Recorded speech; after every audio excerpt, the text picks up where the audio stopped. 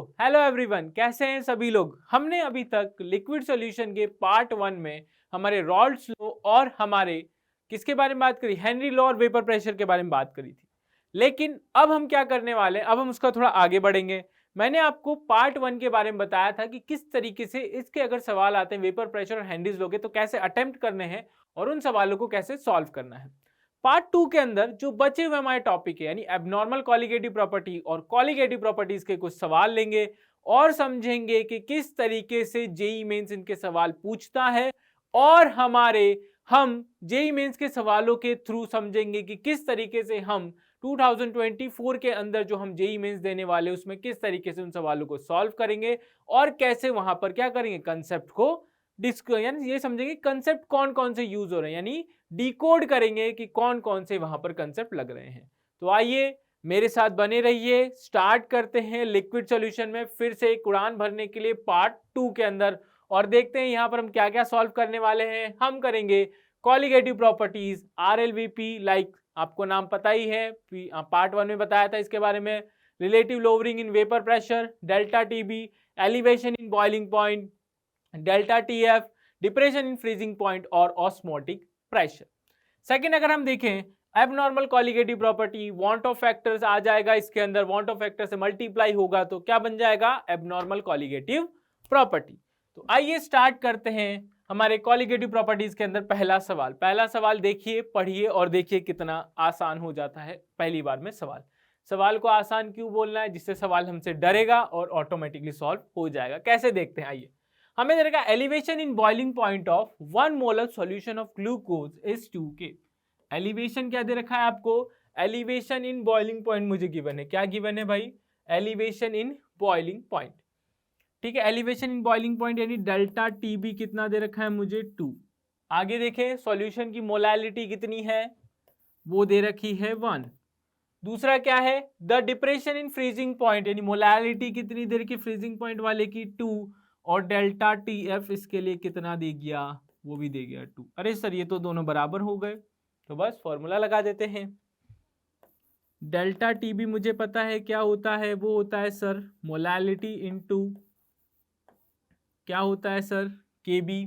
और अगर हम बात करें डेल्टा टीएफ की तो वो हो जाएगा क्या, केएफ इनटू मोलैलिटी। अगर मैं यहां से देखूं मुझे क्या करना है, केबी और केएफ में रिलेशन करना है, तो मोलालिटी इंटू के बी दोनों को बराबर कर देते हैं, मोलालिटी इंटू के एफ। तो डिप्रेशन फ्रीजिंग पॉइंट वाले सॉल्यूशन के लिए मोलालिटी दे रखी है मुझे कितनी 2 और यहाँ पर मोलालिटी कितनी दे रखी है 1 और ये हो गया के बी और ये हो गया के एफ। समझ में आया सर के बी और के एफ में रिलेशन क्या है, के बी इक्वल टू क्या हो गया 2 इंटू के एफ निकल के आ गया। यानी सवाल का करेक्ट आंसर क्या निकल के आया सर, वो निकल गया ऑप्शन नंबर 2। क्या ये इतना आसान सवाल है, बिल्कुल सर इतना ही आसान सवाल है। अब इस सवाल को 30 सेकंड्स में कैसे करना है उस चीज को समझते हैं। पहली चीज, सवाल पढ़ते ही आपको ये क्लिक हो गया कि दोनों की क्या है, यानी डिप्रेशन इन फ्रीजिंग पॉइंट और एलिवेशन इन बॉइलिंग पॉइंट बराबर है। अगर दोनों बराबर है तो फॉर्मूला पता ही है, फॉर्मूला पता है तो मुझे पता चल गया दोनों के, अगर हम के बी के एफ की बात करें तो उनकी मोलालिटी पे डिपेंड करेगी। मोलालिटी की डायरेक्ट वैल्यू रखोगे 30 सेकंड के अंदर आंसर में क्या आएगा 2 आएगा, वही आ रहा है और जेई मेंस 2019 का सवाल सॉल्व हो गया। सर मैंने सुना था कि जेई मेंस 2019 के अंदर जो पेपर आया था वो बहुत ही अच्छा पेपर आया था। अच्छा पेपर होगा बेटा, बट केमिस्ट्री हमेशा आसान आती है यानी ईजी आती है। अगर रैंक लानी है, रैंक इंप्रूव करनी है, सिलेक्शन का जो मेन जो आपका होता है ना, मेन हम बोल सकते हैं कि मेन पड़ाव बोल सकते हैं, मेन जो आपका बेस हो सकता है वो केमिस्ट्री ही है, वही आपका क्या करेगी सिलेक्शन में आपको इंपॉर्टेंट रोल प्ले करेगी। अगला सवाल देखते हैं, freezing point of 4% aqueous solution X दे रखा है is equal to the freezing point of 12% of aqueous solution of Y। If molecular weight X is A then molecular weight of Y निकालना है। देखते हैं कैसे करना है। पहले क्या दे रखा 4% ऑफ एक्वसिक सॉल्यूशन, इसका मतलब क्या है, आपका जो सॉल्यूट है वो कितना है बेटा 4 ग्राम है और जो सॉल्यूशन है वो कितना दे रखा है 100 ग्राम है, तो सॉल्वेंट कितना हो गया, वो हो जाएगा 96 ग्राम। चलो ठीक है, देन यहां पर देखें 12% दे रखा है, इसका मतलब सॉल्यूट कितना हो गया 12 ग्राम। अगर सॉल्यूट 12 ग्राम है सॉल्यूशन कितना 100 ग्राम, तो सॉल्वेंट कितना हो जाएगा फटाक से बता दो, वो हो गया 88 ग्राम। चलो सर वो भी ले लिया हमने 88 ग्राम, सर ग्राम लिख देते हैं, अदरवाइज 88 क्या है सर, 88 ग्राम क्या हो गया सॉल्वेंट हो गया। लेट्स स्टार्ट, क्या दे रखा है, हमें बोला है फ्रीजिंग पॉइंट के बारे में बात करें, दोनों के फ्रीजिंग पॉइंट क्या इक्वल है, फॉर्मूला क्या लगेगा, delta T F equal to delta T F 2, 1 equal 2 equal to 1, या हमने ऊपर आगे पीछे लिख दिया कोई फर्क नहीं पड़ता। अब देखते हैं, यहाँ 1 लिख देते हैं, यहीं 2 लिख देते हैं सर, अदरवाइज आप लिखोगे तो फिर हमें थोड़ा लगेगा। अब देखो क्या होता है, molality into K F equal to molality into K F. Then देखें तो के एफ दोनों के इक्वल होंगे, तो मोलैलिटी की अगर बात करें तो 4, मॉलिक्यूलर मास कितना A, और मास ऑफ सॉल्वेंट कितना है 96, मल्टीप्लाई करेंगे, क्या करेंगे मल्टीप्लाई करेंगे, मल्टीप्लाई किससे करेंगे आपका 1000 से, क्यों, क्योंकि सर किलोग्राम में वेट होता है, हम ये पढ़ के आए हैं। देन आगे बात करें तो आगे क्या दे रखा है, फिर से देखते हैं क्या दे रखा है, 12 ग्राम है, उसके बाद 1000 आएगा ही सही क्योंकि केजी में कन्वर्ट करना है, उसके बाद 88 क्या है बेटा मास ऑफ सॉल्वेंट है, और मेरे पास हमने इसका क्या माना मॉलिक्यूलर मास, इसका मान लिया B।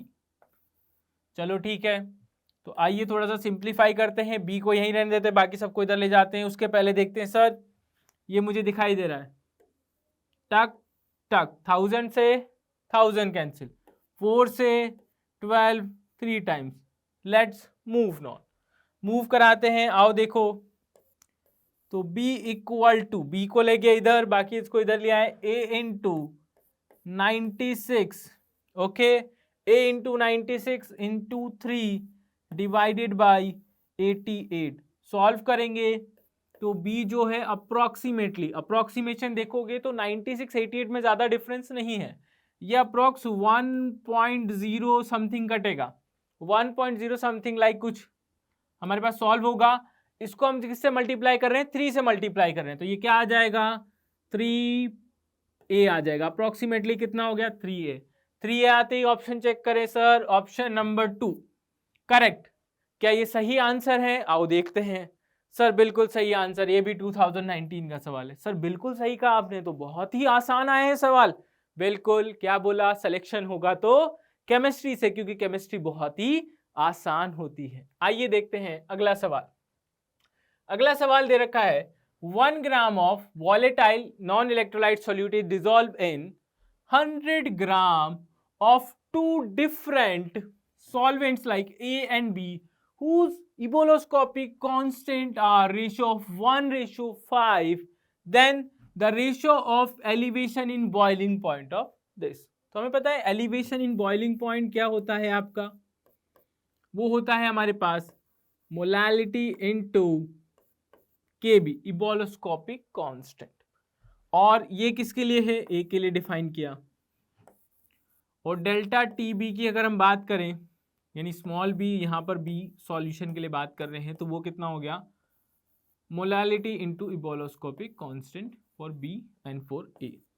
ठीक है, अब क्या दे रखा है हमें, अब देखो 1 ग्राम ऑफ नॉन, अब देखो दोनों ही क्या है, मास ऑफ सॉल्वेंट की बात करें इक्वल है, mass of solution, mass of solvent की बात करें इक्वल है, और दोनों के लिए अगर मास ऑफ सॉल्यूट की बात करें वो भी इक्वल है, तो मोलैलिटी अगर दोनों की देखें इक्वल होके काट दी हमने दोनों की मोलैलिटी। अब हम बात करें delta TBA upon delta TB of B की, तो वो तो इनकी इबोलोस्कोपिक कांस्टेंट पर ही डिपेंड कर गई, और वो मुझे दे रखी है 1:5, तो इनका इबोलोस्कोपिक कांस्टेंट अगर 1:1:5 है, तो इनका एलिवेशन एंड बॉइलिंग पॉइंट का रेशियो भी 1:5 ही निकल के आएगा, 1:5 ही निकल के आएगा। क्या ये सही है sir? Definitely this is correct, और ये क्या है 2019 का सवाल है। अब इस सवाल को विदाउट पेन पेपर कैसे करें, सवाल पढ़ते ही, सवाल की पहली लाइन पढ़ते ही देखो यहां से लेके यहां तक, जैसे ही आपने सवाल पढ़ा ना यहां तक सवाल पढ़ते ही समझ में आ गया कि दोनों की मोलैलिटी बराबर है। अगर दोनों की मोलैलिटी बराबर तो समझ में आया। मोलैलिटी बराबर तो इबोलोस्कोपिक कांस्टेंट पर ही तो डिपेंड करेगा मेरे पास एलिवेशन इन बॉइलिंग पॉइंट, हाँ या ना बोलो। अगर करेगा तो लो आंसर फटाक से निकल के आ गया। कितना आया? थर्ड, यानी 1:5 निकल के आया, जो बहुत ही जल्दी हो गया विद इन 30 सेकेंड्स। अगला सवाल, अगला सवाल सर दिख रहा है मुझे, ऑस्मोटिक प्रेशर ऑफ ब्लड दे रखा है 7.47 बार। तो ऑस्मोटिक प्रेशर का मतलब सर मुझे पाई दे रखा है। पहले ही बोला था सवाल करने का सबसे बेस्ट मेथड होता है, सवाल दिया है, सवाल जैसे ही दिया है उसके जो जो इंफॉर्मेशन है उसको लिख लो। पहले क्या लिख लिया? 4.47 मुझे दे रखा है क्या? आपका osmotic pressure of blood. To inject in glucose to a patient, ठीक है, हमने ग्लूकोज को इंजेक्ट कर दिया एक पेशेंट के अंदर। It has the isotonic with blood, isotonic glucose का सॉल्यूशन है, इसका मतलब क्या है कि पाई ऑफ ब्लड किसके बराबर है? पाई ऑफ ग्लूकोज के बराबर। आइसेंटोनिक का मतलब यही होता है। दूसरी information, the concentration of glucose, हमें क्या निकालनी? कंसंट्रेशन ऑफ ग्लूकोज निकालनी। कंसंट्रेशन क्या होती है? वो होती है मोल पर लीटर। सर लेकिन लेकिन लेकिन सवाल ने तो क्या दिया है? ग्राम पर लीटर, यानी आता हुआ सवाल भी यहां पर गलत होने के चांसेस बढ़ जाते हैं। क्यों? क्योंकि यूनिट्स का बहुत ध्यान रखना है। क्यों ध्यान रखना है? क्योंकि देखो इसने क्या दे रखा है? यूनिट दे रखा है ग्राम पर लीटर, यानी मोल नहीं सर, कंसंट्रेशन दिया है ग्राम पर लीटर। इसका मतलब मोलर मास से डिवाइड होगा। तो लो स्टार्ट। पता है पाई इक्वल टू क्या होता है? CRT होता है। चलो ठीक है सर, पाई की वैल्यू कितनी दे रखी है? 7.47। कंसंट्रेशन कितना? C डिवाइडेड बाय ग्लूकोज का मोलर मास 180 दे रखा है सवाल के अंदर, मल्टीप्लाई बाई R की वैल्यू भी दे रखी है 0.083, प्रेशर भी बार में है, R की वैल्यू बार में है, दिक्कत खत्म। टेम्परेचर दे रखा है 300 केल्विन। आओ थोड़ा सॉल्व और करते हैं। तो कंसंट्रेशन इक्वल टू कितना? 7.47 multiply by 180 divided by 0.083 multiply by 300। थोड़ा और सॉल्व करें, 0 से 0 कैंसिल आउट, 3 से कट गया अप्रॉक्स 6, यानी 0.6 टाइम हमारे पास ये कैंसिल आउट हो गया। ठीक है, और सॉल्व करेंगे तो अप्रोक्सीमेटली इसका आंसर निकल के आएगा अप्रॉक्स 54 के आसपास। ठीक है, सॉल्व करके देख लेना बेटा। अप्रोक्सीमेट में क्या करना? इसको मान लेना 0.08 और देन इसको सॉल्व करना। सॉल्व करोगे अप्रोक्सीमेटली आपका आंसर कितना निकल गया है? 54, जो हमारे क्वेश्चन का आंसर है। और ये सवाल किस में आया है? 2022 में आया है। क्या जेईई मेंस केवल फॉर्मूला बेस्ड सवाल पूछ रहा है आपसे? आपको एक ऐसा सवाल भी दिखा जिसमें पता नहीं क्या लॉजिक लगा दिया, क्या आंसर लेके आ गया? नहीं, जेईई मेंस फॉर्मूला बेस्ड ही पूछता है, खास करके लिक्विड सॉल्यूशन में फॉर्मूला पे ही रहना चाहता है। फॉर्मूला देगा, सब कुछ दिया। देखो फॉर्मूला, बस फॉर्मूला याद है ना, एनसीईआरटी का फॉर्मूला अगर याद है ना तो बस सारे सवाल हो जाएंगे, सारे के सारे सवाल चुटकियों में हो जाएंगे। Let's start. अगला सवाल, अगला सवाल दे रखा है vapour pressure versus temperature curve for a solution solvent system is shown below. ठीक है, दे रखा है, मुझसे बॉइलिंग पॉइंट पूछा है। अगर किसी ने एनसीईआरटी भी पढ़ी है और केवल नोट्स भी देखे हैं क्लास के तो उनको एक चीज पता चल गई होगी। क्या सर? सर ये एलिवेशन इन बॉइलिंग पॉइंट का ही ग्राफ दे रखा है जो हम पढ़ते हैं। ठीक है, 1 atm प्रेशर पे सॉल्वेंट है, उसका बॉइलिंग पॉइंट कितना? 82, बट उसके अंदर कुछ सॉल्यूट ऐड करने पर उसका जो बॉइलिंग पॉइंट है वो क्या हो गया? बढ़ गया कितना? 1 डिग्री। तो ये क्या हो गया? 1 degree elevation in delta TB हो गया, एलिवेशन इन बॉइलिंग पॉइंट हो गया। तो सर अगर मैं यहां से बोलूं, यहां से हम एक बात करें कि मुझे क्या पूछा गया है? सॉल्वेंट का, यानी सॉल्वेंट मतलब जब हमने सॉल्यूट मिक्स नहीं किया है तो उसका बॉइलिंग पॉइंट वो कितना दिख रहा है? वो दिख गया यहां से 82। क्या आपको कहीं दिख रहा है मैंने कुछ लिखा है? केवल डायरेक्ट आंसर लिखा है। ठीक है, कैसे लिखा है? ग्राफ को देखते हुए आंसर लिखा है। इस तरीके के सवाल को हार्डली 10 सेकंड से ज्यादा नहीं लगेंगे सॉल्व करने में। 10 सेकंड से ज़्यादा नहीं लगेंगे। और ये कब का सवाल है? जेई मेंस 2023 का ये आपका सवाल है। जेई मेंस 2023 का सवाल है, 10 सेकंड के अंदर 4 मार्क्स गेन होंगे।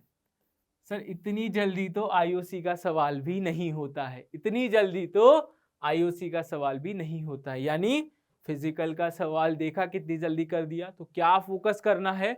केवल कंसेप्ट ध्यान रखने हैं, फॉर्मूलेस ध्यान रखना है, बस। कोई मुश्किल नहीं है, बिल्कुल मुश्किल नहीं है हमारे लिक्विड सॉल्यूशन के सवाल। अगला सवाल देखते हैं। आपको दे रखा है मास ऑफ यूरिया दे रखा है, required to dissolve in 1000 gram of water to reduce the vapour pressure of water by 25% is. Vapour pressure कितना रिड्यूस हो गया बेटा? 25% रिड्यूस हो गया। 25% वेपर प्रेशर इज रिड्यूस, क्या हो गया? रिड्यूस हो गया। तो लेट्स स्टार्ट। 25% अगर रिड्यूस हो गया तो यहां से हम डायरेक्ट लिख देते हैं ना, डायरेक्ट लिख देते हैं। इतना क्या लिखने की जरूरत है, फॉर्मूला वगैरह की जरूरत है नहीं हमारे पास इतनी, वो तो हमें आता भी है। डायरेक्ट लिख के बताते हैं कैसे करते हैं। 25% रिड्यूस हुआ, 1 माइनस कितना? 25% रिड्यूस हुआ तो 3/4 डिवाइडेड बाई कितना? 3/4 इक्वल टू क्या आ गया? मोल फ्रैक्शन आता है ना आपका। मोल फ्रैक्शन की बात करें तो W डिवाइडेड बाई कितना? मोलर मास ऑफ यूरिया रटा हुआ है सर 60। अब सर देखें तो यूरिया और वाटर की बात करें तो मोल ऑफ सॉल्वेंट जो है मेरे पास, मोल ऑफ सॉल्वेंट है, क्या वही टोटल मोल के बराबर होगा? क्योंकि सॉल्यूट बहुत ही कम है। तो ये हो गया आपका 1000 डिवाइडेड बाई 18। चलो और करते हैं। ये कितना आ गया? 1/4 हो गया, ये 1/3। देख लो कितनी जल्दी सवाल हो रहा है, सिंपल फॉर्मूला बेस्ड है। इसके फॉर्मूले तो रटे हुए हैं अब आप लोगों को, क्या हुए हैं? रटे हुए हैं सभी लोगों को। ये हो गया 1000। Let's start. ये कितनी बार कट गया इससे? 0.3 टाइम्स। पॉइंट हटाया, 0 लगा दिया, इसको इधर मल्टीप्लाई किया अगर मैंने तो W इक्वल टू कितना हो गया आपका? 1000 और एक और 0 सर इसका 10,000 डिवाइडेड बाई 9। सॉल्व करेंगे 111.11 सो ऑन चलता जाएगा। सवाल ने क्या पूछा है? Nearest integer value. इसका मतलब आंसर कितना आ जाएगा? अप्रॉक्स 1111। क्या यही आंसर है सर? यही आंसर है। और ये भी जेई मेंस 2023 का बहुत ही आसान सवाल है। इसको करने में हार्डली हमें 1 मिनट से भी कम लगेगा, मतलब 50 सेकेंड्स बोल सकते हैं अगर फॉर्मूला पता है। इसके पहले वाला सवाल बेटा 10 सेकेंड 50 सेकेंड, 1 मिनट के अंदर 2 सवाल यानी 8 नंबर पक्के हो गए। ठीक है, आइए अब यहां पर हम अगला स्टार्ट करते हैं। हमारे पास अगला टॉपिक एबनॉर्मल कॉलिगेटिव प्रॉपर्टी। हमने कॉलिगेटिव प्रॉपर्टीज के सवाल देखे किस तरीके से विदाउट वांट ऑफ फैक्टर, यानी सवाल पढ़ के भी समझ में आता है कि क्या है ये, कॉलिगेटिव प्रॉपर्टी का है या एबनॉर्मल कॉलिगेटिव प्रॉपर्टी का। जैसे पहला सवाल डायरेक्ट ही उसने क्या पूछा? वांट ऑफ फैक्टर पूछ लिया, तो समझ में आ गया आई के बारे में बात कर रहा है। तो देखते हैं HK2HgI4 is 40% ionized in the aqueous solution. The value of its want of factor. इस सवाल के अंदर करना क्या है ना, आपको बस इतना पता होना चाहिए इसके अंदर कि ये इसका आयनाइजेशन कैसे होता है। अगर आपको पता है कि इसका आयनाइजेशन कैसे होता है, सवाल में कुछ नहीं है। ये होता है आपका K++HgI4 2-, बस इस सवाल में और कुछ नहीं है। नंबर ऑफ आयंस की बात करें तो 2 1, एन की वैल्यू कितनी हो गई यहाँ पर? 3 हो गई। अब वांट ऑफ फैक्टर का फॉर्मूला क्या होता है for dissociation? I equal to 1 plus n-1 into alpha. आपको यहाँ पर क्या दे रखा है? अल्फा की वैल्यू दे रखी है 40%। अल्फा कितना? 40%। तो इसका मतलब कितना हो गया? 0.4 निकल के आ गया। साथ ही साथ एन की वैल्यू कितनी है बेटा? 3 दे रखी है। तो यहाँ से सॉल्व करते हैं, आई की वैल्यू कितनी निकल के आ गई? 1 प्लस कितना? 3 माइनस 1, अल्फा कितना? 0.4। तो आई की वैल्यू अगर हम देखें तो 1 प्लस कितना हो गया? ये 0.8, यानी आंसर कितना आया? 1.8 आई की वैल्यू। आई की वैल्यू कितनी? 1.8।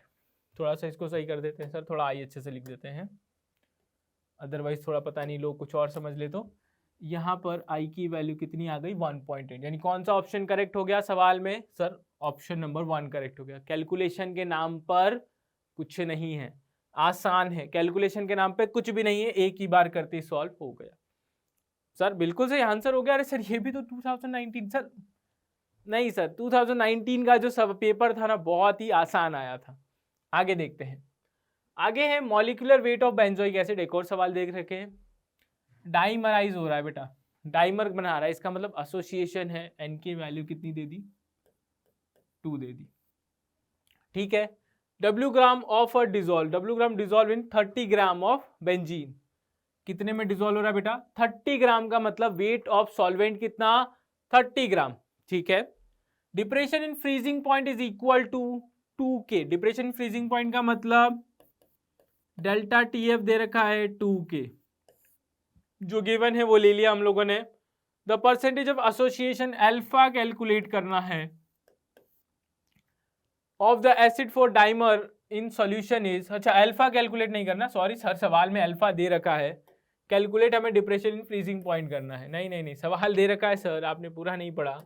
सवाल में अल्फा की वैल्यू दे रखी है हमसे 80% यानी 0.8, और हमसे पूछ क्या रहा है, हमसे पूछ रहा है डिप्रेशन इन फ्रीजिंग पॉइंट भी देखा, W ग्राम दे रखा है, यानी हमें weight of benzoic acid calculate करना है। तो लेट्स स्टार्ट करते हैं।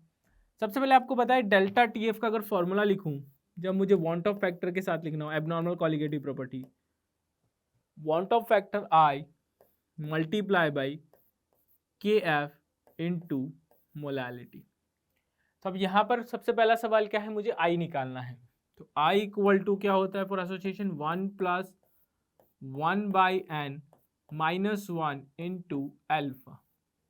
तो यहाँ से I कितना निकल के आया, 1 प्लस 1/2 माइनस 1 इंटू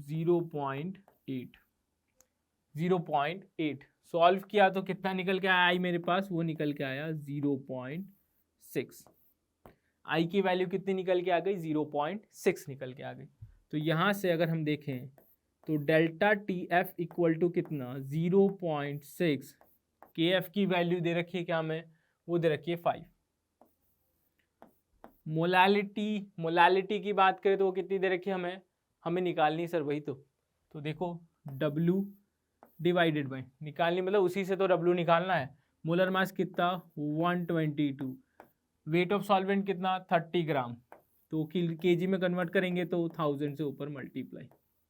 ठीक है, और डेल्टा TF की वैल्यू 2 दे रखी है, तो सब कुछ लिख रहे हैं यहाँ पर, लिख लेते हैं 2 into 122 multiply by 30 divided by 0.6 multiply by 5 into 1000 equal to W। अब सॉल्व करके देखे थोड़ा सा, लो ये क्या हुआ, ये कट गया आपका 0.3 टाइम्स, ये इससे कितनी टाइम्स कटा, 100 टाइम्स, 100 से 2 0 हमने कैंसिल आउट कर दिए। बचा क्या हमारे पास, तो W कितना हो गया हमारे पास, W इक्वल टू ये हो गया 122 डिवाइडेड बाई 5, और ये हो गया आपका 10। सॉल्व करेंगे, क्या करेंगे बेटा, सॉल्व करेंगे, आंसर कितना निकल के आ गया 2.4 ग्राम। जो क्वेश्चन का करेक्ट आंसर कितना निकल के आया, 2.4 ग्राम। क्या ये सही है, क्या ये सही आंसर है, बिल्कुल सर ये सही है, और ये भी जेईई में 2019 का सवाल है जो बहुत ही इजी पूछा गया था। अगेन कुछ नहीं है सवाल में, देखो ना कैलकुलेशन के नाम पर कुछ दे रखा है ना समथिंग, मतलब बहुत आसान कर रखा है, इतना आसान कि मतलब क्या ही बोल ही नहीं सकते इसके बारे में, मतलब थोड़ी सी टेबल आती है तो आराम से कर सकते हैं। अगला सवाल देखते हैं। अगला सवाल है भाई, थोड़ा सा कोऑर्डिनेशन भी लग रहा है इसके अंदर, पता होना चाहिए कोऑर्डिनेशन के बारे में। The elevation of boiling point of 0.1 m aqueous solution of CrCl3.x NH3 solution is 2 times of that, क्या है 0.05 m aqueous solution CaCl2, the value of x हमें कैलकुलेट करना है। सवाल ने क्या दे रखा है, अज्यूम 100% आयनाइजेशन है, मतलब 100% आयनाइज हो रहा है, इतना हमें पता है, अल्फा 100% है। CaCl2 coordination number of chromium जो है आपका वो दे रखा है 6 कहने का मतलब है कोऑर्डिनेशन स्पेयर के अंदर 6 एटम को रखेगा, 6 मतलब आपके मॉलिक्यूल्स रहेंगे। And all NH3 molecule presented inside, यानी जितने के जितने मॉलिक्यूल हो क्या है अंदर की तरफ प्रेजेंट है, यानी मैक्सिमम 6 आपके NH3 हो सकते हैं। पहली चीज यहाँ समझते हैं। अब हमें क्या कैलकुलेट करना है, कैलकुलेट करना है वैल्यू ऑफ x। अब सवाल पढ़ते हैं, वापस से पढ़ते हैं क्या दे रखा है। सबसे पहले एलिवेशन इन बॉइलिंग पॉइंट की बात करें तो डेल्टा TB, ठीक है। यहाँ पर क्या मोलैलिटी कितनी दे रखी है मुझे, इसकी 0.1 दे रखी है। उसके साथ ही साथ किसके लिए दे रखी है, CrCl3 के लिए दे रखी है। डॉट x NH3 है मेरे पास। सॉल्यूशन इज 2 टाइम्स, क्या दे रखा है, solution is 2 times that of 0.05, यानी इस सॉल्यूशन से कितना है, ये 2 टाइम्स ज्यादा, यानी सॉल्यूशन को अगर 2 से मल्टीप्लाई करूंगा तो TB इसके बराबर होगा। इसका मतलब क्या, delta TB1 equal to 2 into delta TB of 2। Solve करते हैं। I equal to molality into KB equal to I into molality into KB।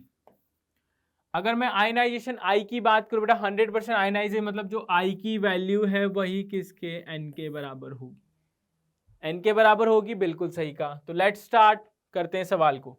I मुझे कैलकुलेट करना है, मोलैलिटी कितनी दे रखी है 0.10, KB दोनों के लिए क्या है, बराबर है, यहां से कैंसिल आउट कर देते हैं। इक्वल टू I की वैल्यू देखिए, अगर 100% आयनाइज तो कितने आयंस में टूटा सर, ये टूटा मेरे पास Ca+2 plus twice of Cl minus, यानी 3 आयन में टूटा। इसको कर दिया हमने 3। मोलैलिटी इसकी कितनी 0.05, सर ये आगे वाला 2 भी तो आएगा, ये 2 भी आ गया।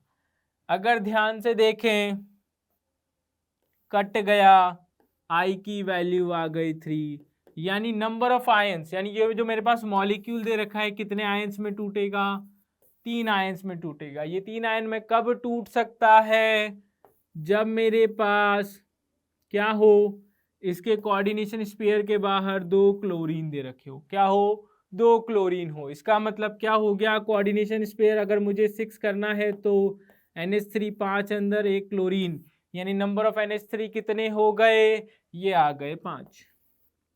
थोड़ा सा अच्छा सवाल, अदरवाइज कोऑर्डिनेशन का बेसिक्स यूज है। आंसर कितना आया 5, चेक करते हैं। बिल्कुल सही 5, 2020 का सवाल है।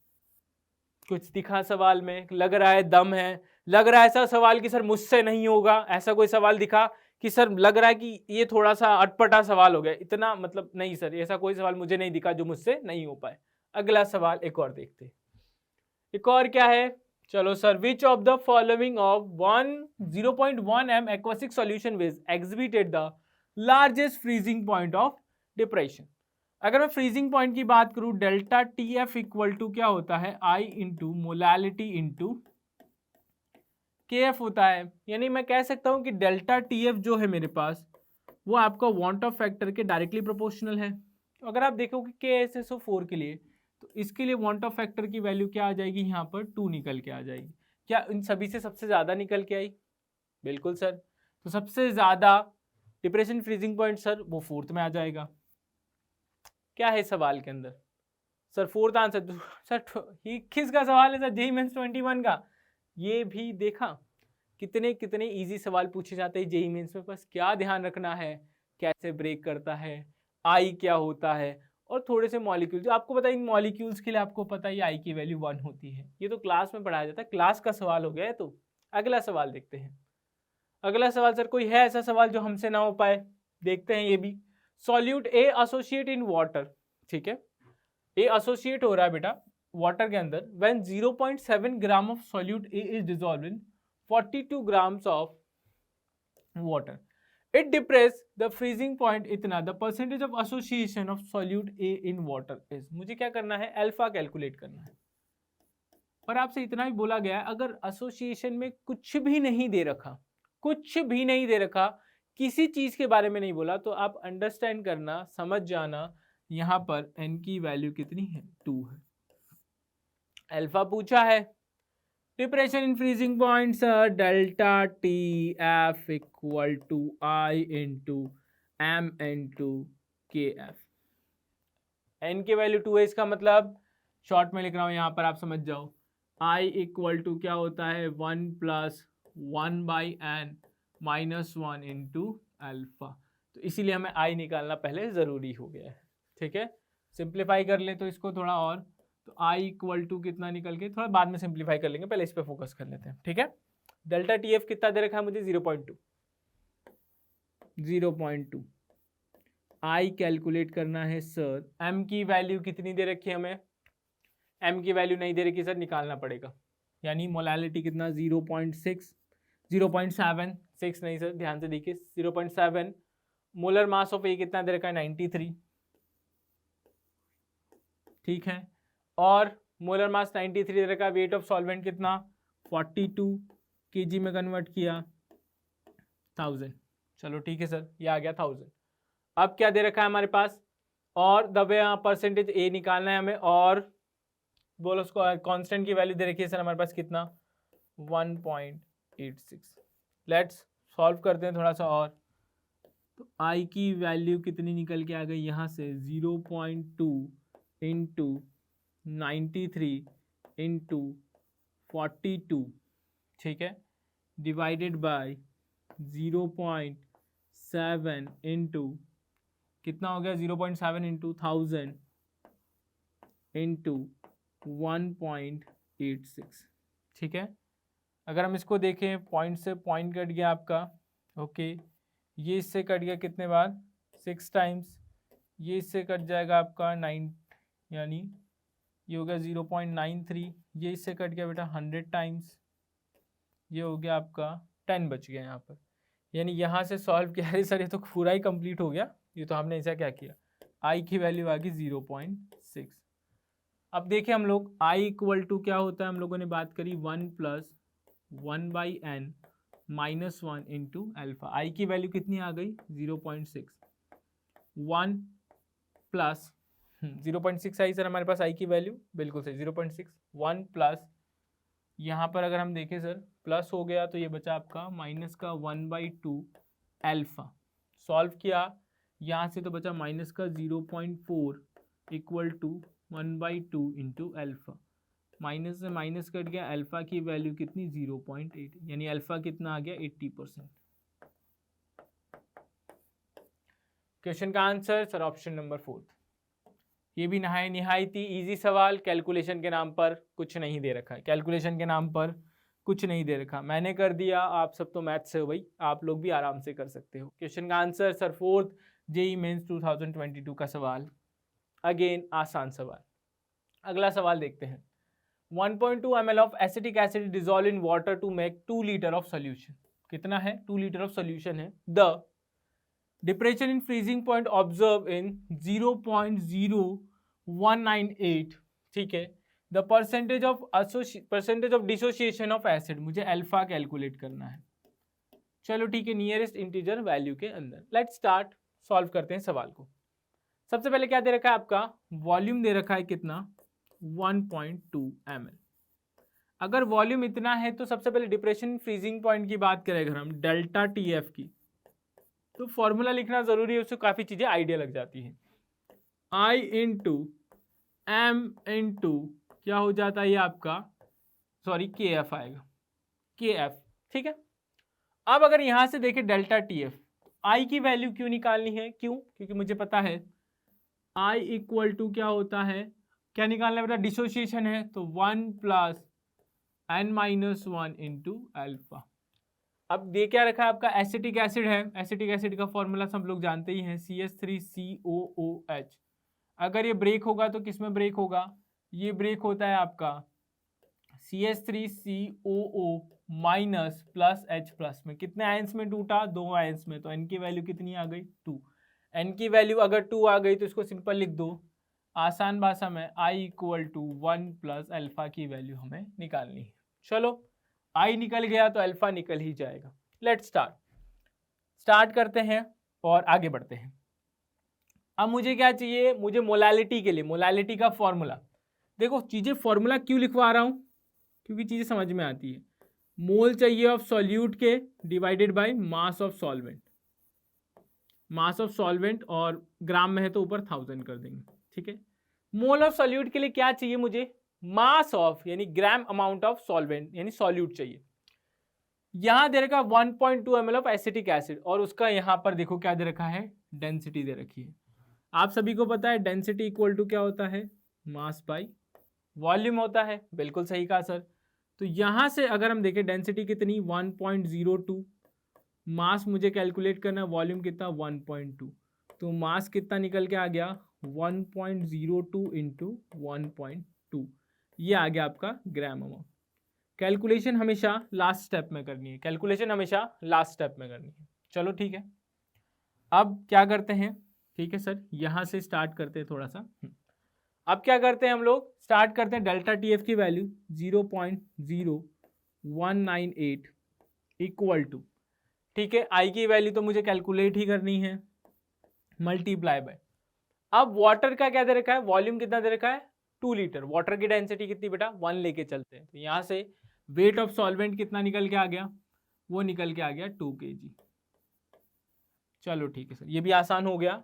तो यहाँ पर हो गया मेरे पास, क्या आ गया हमारे पास, देखे तो ये हो गया 1.2 इंटू 1.02 डिवाइडेड बाई कितना 2, और इबोलोस्कोपिक सॉरी इसका कांस्टेंट के एफ कितना दे रखा है, वो दे रखा है 1.85, ठीक है। तो यहाँ से आई की वैल्यू कैलकुलेट करेंगे तो वो कितना 0.0198 multiply by 2, okay, divided by कितना हो गया मेरे पास 1.2 इंटू 1.02 इंटू 1.85, ठीक है। अगर ये होता है हमारे पास तो आई की वैल्यू ले लेते हैं यहाँ पर, ये कितना आई इक्वल टू, सॉल्व करें तो 0 पॉइंट क्या करें 2 से मल्टीप्लाई कर देते हैं, इसको ऐसा करते हैं, कैलकुलेशन को थोड़ा आसान बनाते हैं और 2 से मल्टीप्लाई ही कर देते हैं। या अगर कुछ कट रहा है तो हम उसको थोड़ा काट के देख लेते हैं, बिल्कुल कट रहा है सर, 2 से ये कट गया मेरा 0.6 टाइम्स, ओके ठीक है। और कुछ तो नहीं हो रहा सर, ठीक है। तो यहाँ आ गया I equal to 0.0198 multiply bye, ये निकल के आया आपका ये कितना निकल के आया, अगर देखें तो ये हो गया अपने पास divided by 0.6 into 1.02 multiply by 1.85, चलो ठीक है, वहाँ रख देते हैं वैल्यू के अंदर 0.0198 multiply by 0.6 1.02 into 1.85 equal to, ये कितना हो गया अपने पास 1 plus alpha.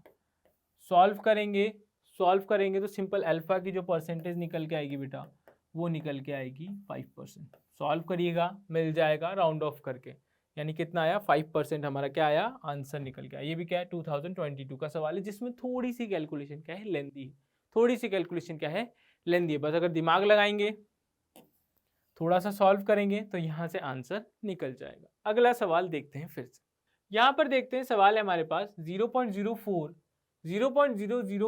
m K2SO4 solution is isotonic with 0.0 m glucose solution, percentage dissociation of K2SO4 निकालना है। तो अगर मैं बात करूं आइसोटोनिक की तो क्या होता है बेटा पाई 1 इक्वल टू किसके बराबर है, पाई 2 के बराबर है, बिल्कुल सही। अगर आइसोटोनिक सॉल्यूशन है तो पाई इक्वल टू मुझे पता है क्या होता है CRT होता है, और अगर मैं K2SO4 की बात करूं तो इसके लिए क्या ले लेंगे हम, आई ले लेंगे, बिल्कुल सही कहा। और ये किसके बराबर है आपका ग्लूकोज के बराबर, जिसके लिए क्या लेंगे CRT लेंगे, क्यों, क्योंकि ग्लूकोज के लिए हमारे पास आई की वैल्यू 1 होती है। अगर मैं आई की बात करूं तो मुझे परसेंटेज डिसोसिएशन ही पूछना है, अल्फा निकालना है, तो सबसे पहले आई निकाल लेते हैं। तो I into C into R into T equal to किसके बराबर, C into R into T के। तो आर टी से आर टी कैंसिल आउट हो गया बेटा, आई इंटू सी कितना दे रखा है मुझे 0.004, और यहाँ पर मुझे सी की वैल्यू कितनी दे रखी है, ध्यान से देखो सी की वैल्यू कितनी दे रखी है 0.01 m दे रखी है। अब क्या करेंगे सॉल्व करते हैं, तो आई इक्वल टू कितना आ गया 10/4 4 निकल के आया। कितना निकल गया है? 10/4, यानी कितना हो गया ये हमारे पास करे तो 2.5 निकल के आ गया। अब मुझे पता है K2Cr2 K2SO4 अगर टूटेगा, K2SO4 अगर टूटेगा तो किसमें टूटता है? K प्लस प्लस का SO4 2 माइनस, यानी कितने आयंस दे रहा है? n इक्वल टू 3 आयंस दे रहा है। अगर ये 3 आयंस दे रहा है तो वापस से कैलकुलेशन में देखते हैं, I equal to 1 plus n minus 1 into alpha. Calculate क्या करना है? अल्फा।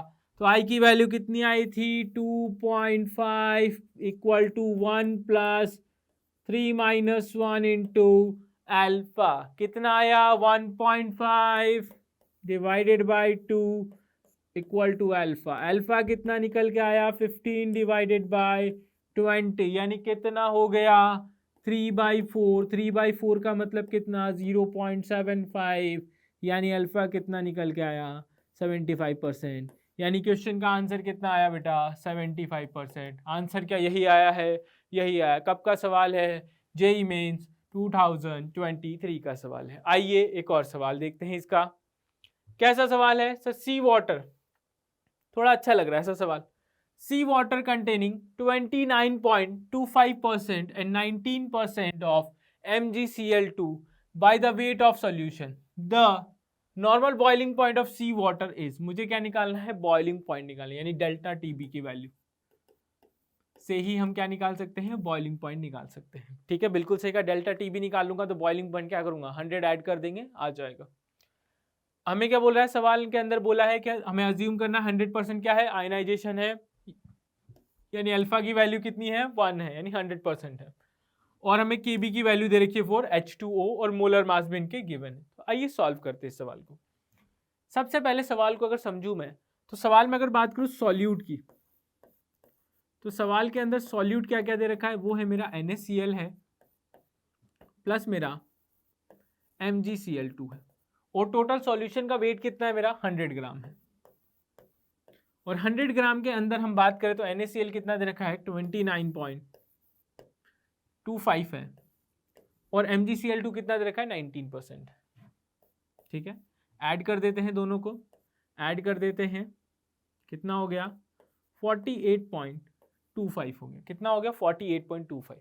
अगर मैं मास ऑफ सॉल्वेंट की बात करूं, मास ऑफ सॉल्वेंट की बात करूं, तो मास ऑफ सॉल्वेंट कितना निकल के आया? यहां से अगर हम देखें तो 100 माइनस कितना? 48.25।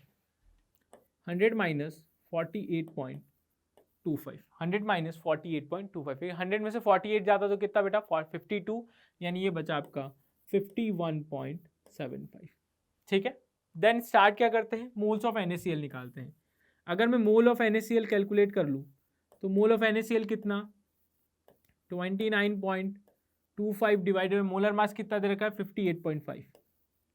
तो यहाँ से इसका नंबर ऑफ मोल्स कितने निकल के आगे? वो निकल के आगे मेरे पास, सॉल्व करोगे, सॉल्व करने के बाद इसके मोल्स निकल के आगे 0.5 निकल के आगे। ठीक है, अब देखते हैं अगर मैं बात करूँ moles of MgCl2, moles of, अगर मैं MgCl2 की बात करूँ तो इसके मोल्स कितने निकल के आगे? इसके मोल्स अगर ध्यान से देखोगे तो इसको मोल्स निकल के आ जाएंगे। अमाउंट कितना दे रखा है? 19। मोलर मास कितना दे रखा है इसका मेरे पास? 95। सॉल्व करेंगे, कितना निकल के आ गया? 0.2 मोल्स। तो अब क्या करें? टोटल मोल देखें तो टोटल मोल से स्टार्ट करते हैं सबसे पहले। और क्या दे रखा है? IB दे रखा है। तो चलो लेट स्टार्ट। डेल्टा TB अगर मैं कैलकुलेशन में लाता हूं, डेल्टा TB इक्वल टू क्या हो जाएगा? I इंटू मोल्स कितने दे रखे हैं? सिंपल सर, फॉर्मूला तो इतने सारे सवाल में याद हो गया, फॉर्मूले की जरूरत नहीं है, डायरेक्ट सॉल्व कर देते हैं। फॉर्मूले की जरूरत नहीं है सर, डायरेक्ट ही सॉल्व करना स्टार्ट करते हैं। तो डेल्टा TB हमें कैलकुलेट करना है। सबसे पहले क्या दे रखा है? NaCl कितने? 100% आयनाइजेशन है तो I की वैल्यू 2। मोल्स ऑफ NaCl कितना? 0.5 दे रखा है। मोलर मास कितना दे रखा बेटा? 51। यहाँ पे कंबाइन ले लेते हैं। ठीक है, देन आगे बढ़ते हैं। उसके बाद MgCl2 कितने दे रखे बेटा? 3 आपके इसके आयंस आएंगे, I की वैल्यू 3, 0.2, और डिवाइडेड बाई क्या कर देंगे हम लोग? 1/51 पॉइंट कितना बेटा आपका? 75 इंटू 1000। और वाटर के लिए मेरे पास, वाटर के लिए KB की वैल्यू कितनी? 0.51 दे रखी। चलिए ठीक है, सॉरी 52 दे रखी, 51 नहीं 52 दे रखी, कैलकुलेशन एरर हो जाएगी अदरवाइज। 5.2 दे रखी है। कितनी दे रखी है ये हमारे पास 5.2। चलिए ये दे रखी है 5.2। ठीक है, यहां से सॉल्व करेंगे तो डेल्टा टीबी की जो वैल्यू निकल के आएगी कैलकुलेशन करने पर वो निकल के आएगी अप्रॉक्स 16। अगर आपकी डेल्टा टीबी की वैल्यू 16 निकल के आ गई तो बॉइलिंग पॉइंट कितना हो गया हमारे पास, यानी अब टीबी की बात करें तो वो कितना 16 प्लस 100 यानी कितना हो गया 116 हो गया। यानी इतने डिग्री सेल्सियस पर क्या करेगा, वाटर बॉयल करेगा, अगर ये मेरे पास कंपोजिशन दे रखा है। तो आंसर कितना आया सर, यही आया 116। कब का सवाल है, जेईई मेंस 2023 का ये सवाल है और सब कैलकुलेशन है अदरवाइज सवाल में, और कुछ इतना खास नहीं है। तो यहाँ तक हमने क्या किया, बहुत सारे सवाल किए, बहुत सारे सवालों पर हमने बहुत सारा डिस्कशन किया और बहुत तरीके से समझा कि सवाल को करना कैसे। अब देखो बेटा, बात होती है, स्टूडेंट ध्यान से देखेंगे तो गलतियां सबसे होती है, गलतियां सबसे होती है। अगर गलतियों से ही हम सीखेंगे, अगर हम गलतियों से ही सीखेंगे तभी तो आगे बढ़ेंगे, क्योंकि अगर कोई कोशिश ही नहीं करेगा, अगर किसी ने ट्राई ही नहीं की सवाल करने की, तो कैसे आगे बढ़ेगा। तो इसी के लिए मैं आपके लिए कुछ लेके आया हूँ। गलती एक नया अनुभव को जन्म देती है, यानी सवाल में अगर गलतियां करोगे तो नए अनुभव को मिलेगा। जिस व्यक्ति ने कभी गलती नहीं की उसने कभी कुछ नया करने की कोशिश नहीं की। यानी अगर आप सवाल करोगे, गलतियां करोगे, तभी तो आप सीखोगे कि सवाल करना कैसे है। इसीलिए तो आपको क्लास में होमवर्क दिए जाते हैं, तरह तरीके के सवाल दिए जाते हैं, ताकि आप उन गलतियों से सीखो।